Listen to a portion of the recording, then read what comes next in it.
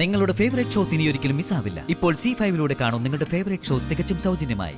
നമുക്ക് കാണാൻ പോലും പറ്റാത്ത ആ പ്രേതത്തെ തിരിച്ചെന്തെങ്കിലും ചെയ്യാൻ നമുക്ക് പറ്റുമോ? ആരോടെങ്കിലും പറയാന്ന് വെച്ചാ ഇതൊക്കെ ആരെങ്കിലും വിശ്വസിക്കൂ? നമുക്ക് വട്ടാന്നല്ലേ ആൾക്കാർ പറയൂ. ആ പിശാച് എന്റെ മോളെ ഇപ്പൊ ഈ പരുവത്തിലാക്കി. ഇനി ഉപദ്രവിക്കാതിരിക്കണമെങ്കിൽ അതിനു വേണ്ട മുൻകരുതലുകൾ എന്തെങ്കിലും നമ്മൾ എടുത്തേ പറ്റൂ. ഹൈമാവതി വിഷമിക്കാതിരിക്കെ, ഞാൻ അതിനെല്ലാം പരിഹാരം ഉണ്ടാക്കാം.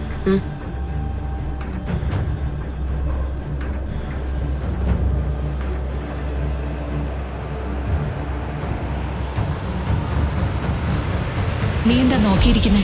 വാ, മുറിയിലേക്ക് പോവാം. അമ്മ പറയുന്നതെല്ലാം കേട്ടിട്ട് എനിക്കെന്തോ വല്ലാത്ത പേടി തോന്നുന്നു. 2-3 ദിവസം കൂടി ഹോസ്പിറ്റലിൽ പോയി കിടന്നിട്ട് ഇവിടെ ഗൗരി കയറാതിരിക്കാനുള്ള മാന്ത്രിക കർമ്മങ്ങളൊക്കെ ചെയ്ത് സേഫ് ആക്കിയിട്ട് ഞാൻ വന്നാ മതിയായിരുന്നു. അങ്ങനെ പേടിക്കണ്ട മോളെ. ആയുസ് തീരാതെ ആർക്കും ആരെയും കൊല്ലാനൊന്നും പറ്റില്ലെന്നാ കേട്ടിട്ടുള്ളത്. അല്ലെങ്കിൽ നമ്മളെയൊക്കെ എന്നേ അവള് ഭിത്തിയിൽ പടമാക്കി മാലയിട്ടേനെ. ആർക്കറിയാം. എന്തായാലും ഉള്ളിലൊരു പേടിയുണ്ട്. ഏത് നിമിഷവും എന്തും സംഭവിക്കുമെന്ന് കരുതി ജീവിക്കേണ്ടി വരുന്നത് വലിയൊരു ഗതികേടാ.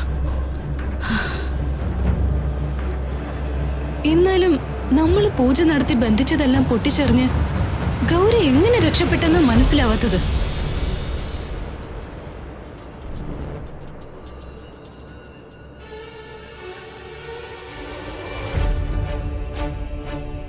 ശ്രേയച്ചി,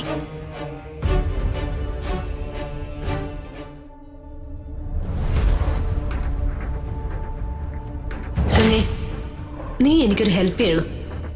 എന്താ ശ്രേയച്ചി?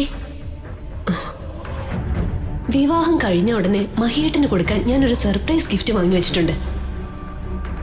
ധൃതിയിൽ അത് വീട്ടിൽ നിന്ന് എടുക്കാൻ മറന്നുപോയി. നീ അതൊന്ന് എടുത്ത് ഓഡിറ്റോറിയത്തിലേക്ക് വരാവോ? അതിനെന്താ, ഞാനൊരു ഓട്ടോയിൽ പോയി ഗിഫ്റ്റ് എടുത്തോണ്ട് വേഗം വരാം. താങ്ക്സ് ഗംഗേ. ഗൗരി രക്ഷപ്പെട്ടത് ഇവള് കാരണമാവാനാ സാധ്യത. അതെങ്ങനെ?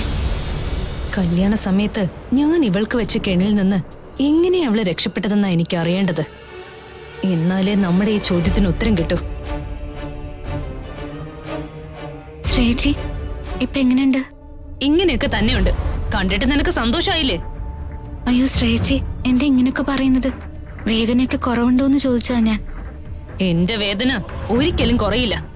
അതല്ലേ നിനക്കൊക്കെ വേണ്ടത്. എന്റെ കല്യാണം മുടങ്ങിയപ്പോ നിനക്ക് സമാധാനമായില്ലേ? ഞാനിതിനൊന്നും ചെയ്തില്ലല്ലോ. നീ ചെയ്തു. നീയാണെല്ലാം ചെയ്തത്. ഞാൻ എന്ത് ചെയ്തെന്ന് ശ്രേയച്ചി പറയുന്നത്? എന്നെ കൊണ്ട് കൂടുതലൊന്നും പറയിപ്പിക്കാതെ നീ എന്റെ മുന്നിൽ നിന്ന് പോയി തന്നാ മതി. പോടി. മോളെ, നീ സ്ട്രെയിൻ എടുക്കാതെ റെസ്റ്റ് എടുക്കണമെന്ന് ഡോക്ടർ പറഞ്ഞല്ലേ? നിന്ന് കണ്ണു മിഴിച്ച് എന്റെ മോളെ വിഷമിപ്പിക്കാതെ കേറിപ്പോടി.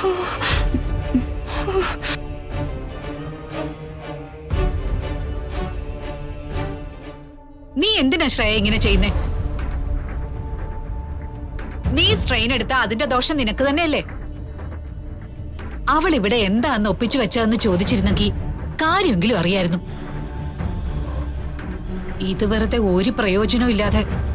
ഇവിടെ അവൾ എന്താ ചെയ്തതെന്നോ എന്താ സംഭവിച്ചതെന്നോ ചോദിച്ചാ അത് ചിലപ്പോ നമുക്ക് തന്നെ പാരയാകും. ഡൗൺലോഡ് ചെയ്യൂ C5 ആപ്പ്. കാണൂ എല്ലാ എപ്പിസോഡുകളും സൗജന്യമായി.